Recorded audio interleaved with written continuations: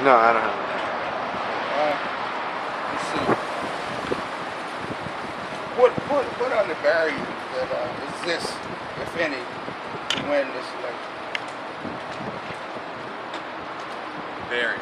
There are several barriers that you come across. Finance is one barrier. Other barriers are actually getting the community involved. It's a very hard thing to do, to educate the community about programs that are around. That's the thing that I've learned since I've been doing this, is that there are several nonprofit organizations and there are several organizations that are geared towards helping the community. The community is either not aware of those organizations or not motivated to go and use those organizations to benefit from them. So it's important to me to introduce the community to the people who are here to help them, and again to get the community on board to be better, to be more productive, to be self-sufficient, self-reliant. To me, that's a major barrier because it's hard to get people. Again, on my business card, you may see that it says "Be courageous," and I think it takes courage to do something that's so basic and simple as change. It's hard to stray away from the norm in society, and if the norm is throwing paper on the ground, if the norm is, not valuing education, it's hard to get people to say we need to change. So that's a major barrier, but that's something that's a task that I'm going forward to change.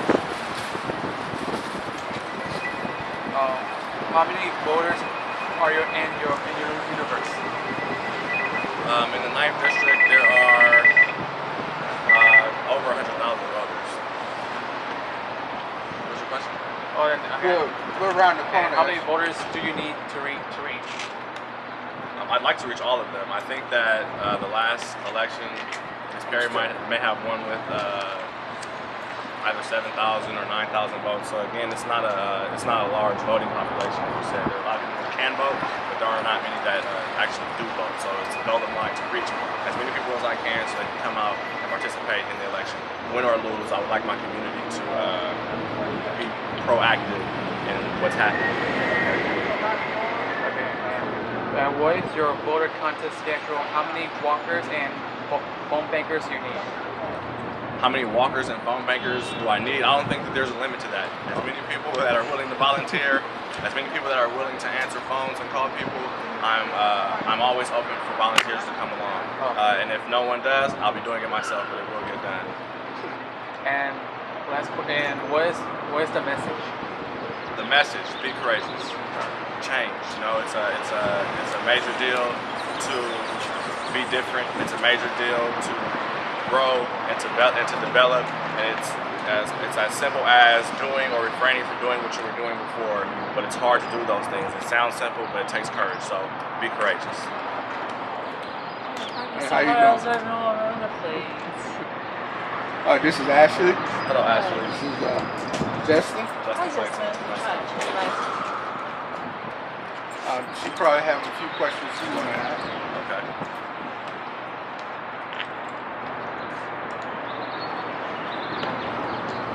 Hi, Ashley. Oh, I'm asking a question now? Yes. Okay, so, I guess, we're doing this community organizing class, and, we see that power is very important in terms of, giving power and how to get things done, because, if you want, a business or something to come, you're gonna, it takes some, power, or something's gonna happen, because some people just not gonna, say, well, why should we come here, so, how do you think in terms of how would you get the power behind you to make some change? One thing that's important to me is to show what the 9th District has to offer. The 9th District has, or Central Avenue more specifically, is a very developed area in the 9th District. In addition to that, USC, after the redistricting process, USC will be added to the 9th District, so it's important to get, to inform the outsiders of all the benefits that the 9th District has to offer, so that they are willing to come in and they're willing to develop. Because there are a lot of great things going on in the 9th District. We are currently growing, we are currently changing. It's important for the rest of Los Angeles to see that.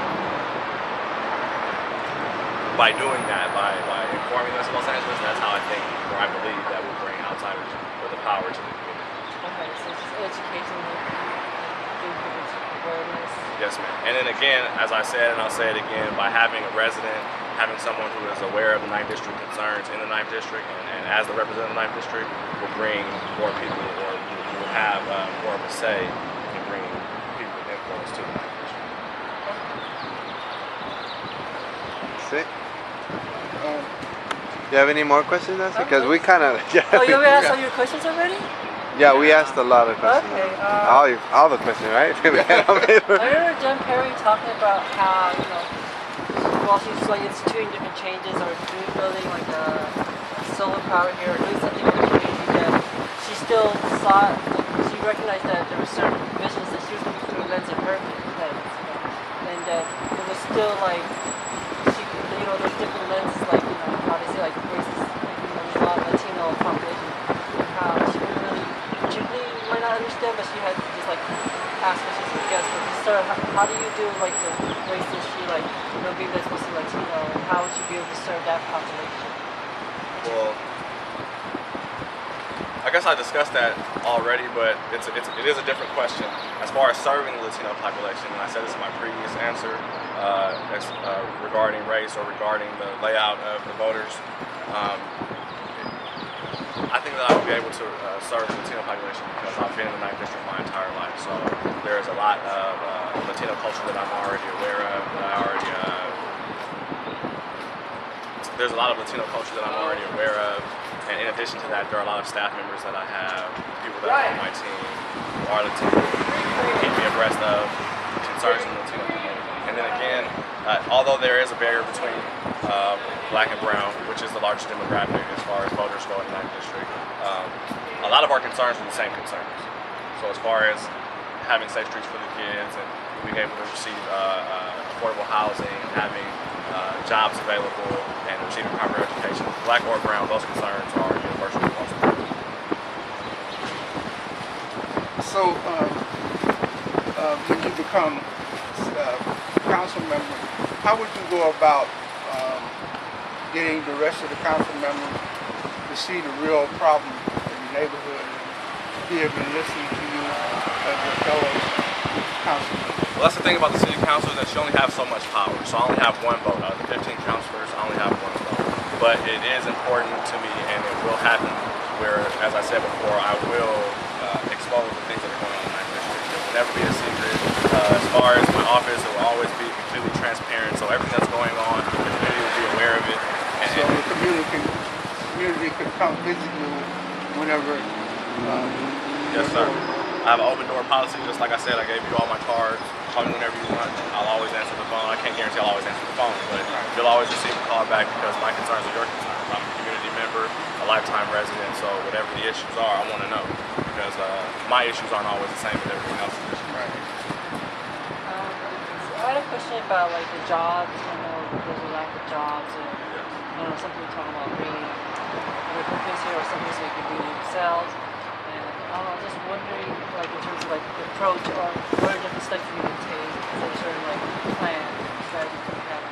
Well, as far as jobs go, again, a lot of the questions that I don't want to downplay your questions. The questions that you're asking are common questions, and these are common concerns across the board. A lot of people have answers saying that I'll bring this here, I'll do this, but how is never answered. How is that going to happen is never answered.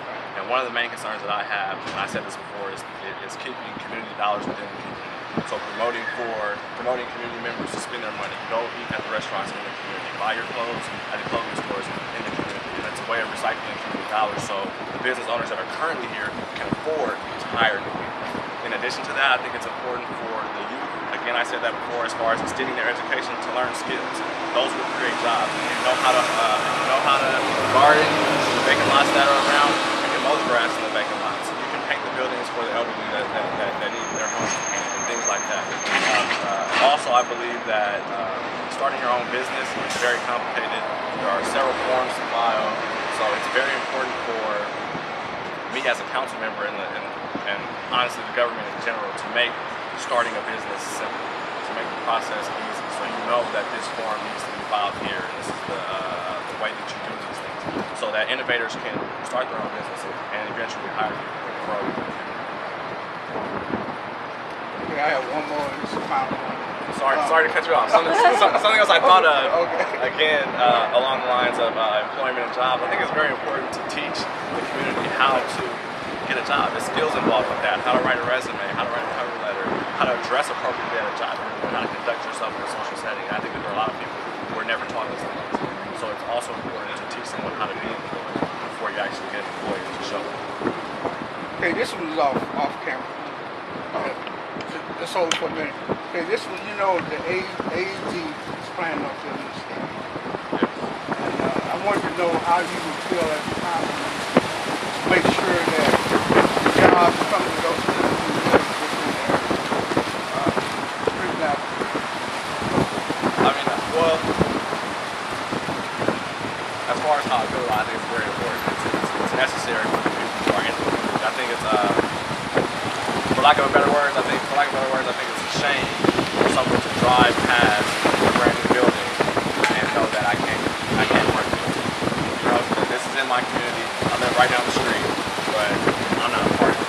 That's the major thing I stand for the members of the community being a part of what's going on in their community. And I feel like even in our own community in the 9th District, there are some people who live here and still feel like outsiders. They're I guess, in a barrier in their own home or in their own street, in their own block. I mean, as far as gangs go, there are hundreds of gangs in the 9th District, but they don't recognize that we're all the 9th District. You know what I mean? So I want to break those barriers, and I think that's one of the reasons why those barriers exist, because they're outside.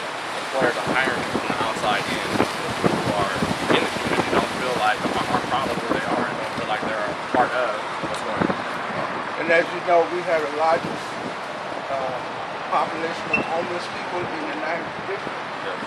How do you plan on doing that? Well, again, like I said, I plan on providing affordable housing. There are several philanthropists in the city. I plan on getting them involved as far as bringing the affordable housing and having it organized where the affordable housing is around or additional services are on site where the affordable housing is. So not only can I think that homelessness is not, it doesn't begin and end with the fact that you don't have a home. There are other issues involved with homelessness. So that's the major thing, is to not only provide housing, but to address the other issues that are involved in homelessness. Thank you. I have that last question. Do you have any help, have issues with low-income families because they got problem with getting displacement for the USC because their rents go increase because they couldn't afford affordable houses for $4,000 and they get more displaced, more families and use it for student housing. Any plan? What's your question? The plan that sort of higher low-income families get displaced for USC students, for USC for using for student housing. Was there an issue in San Jose? Well, the way to address issues, because USC is not the only location where issues like that will arise. Issues like that arise whenever there's development going on. People develop new buildings, they raise rents, and they move out the people who can't afford it. And the way to address that is to require people, or businesses and organizations like USC, to set aside housing specifically for low-income families, so they're not moved out. If you want to build here, if you want to grow, if you want to earn revenue off of our community, you have to represent us and know that we're here and house us. And because we can't afford the lavish lifestyle, it should be required that when you build here, you set something aside so you can stay here and remain. Do you have any last question? No? That's it?